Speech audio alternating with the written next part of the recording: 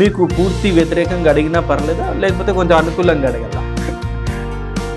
మీకు ఎలా అనిపిస్తుంది? మీరు జర్నలిస్ట్గా అడగాలనుకుంటే జర్నలిస్ట్గా అడగండి, లేదా పచ్చ తమ్ముళ్ళలాగా అడగాలనుకుంటే పచ్చ తమ్ముళ్ళలాగా అడగండి, జెండా కూలీలా అడగాలనుకుంటే జెండా కూలీలా అడగండి.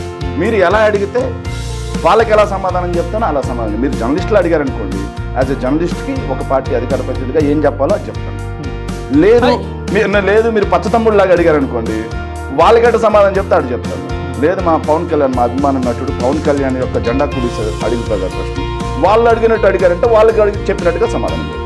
వాళ్ళ మీరు ఏ వర్షంలో అడుగుతారో నేను ఆ వర్షంలో సమాధానం చెప్తాను. అడిగే క్వశ్చన్ బట్టి మీరు ఫైనల్ మీరు నేను జర్నలిస్టా, లేకపోతే మీరు అన్నట్టు జెండా కూలినా, లేకపోతే పచ్చ తమ్ముడినా మీరు డిసైడ్ చేసి చెప్తారు. నేను డిసైడ్ చేయగలను, వ్యూవర్స్ సరే, వ్యూవర్స్ డిసైడ్ సరే.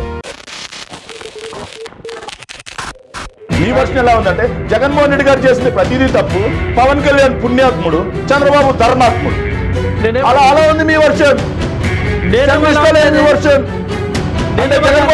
జగన్మోహన్ రెడ్డి గారు ఇప్పుడు విషయం చెప్తా, భూమి తెచ్చింది చంద్రబాబు గారు చూపిస్తే ఒప్పుకోవడానికి మనసు రాట్లా. జగన్మోహన్ రెడ్డి గారు ప్రభుత్వం పెట్టుబడులు వచ్చాయని చూపిస్తా ఉంటే లెక్కతో సార్ ఒప్పుకోవడానికి మనసు రాట్లా.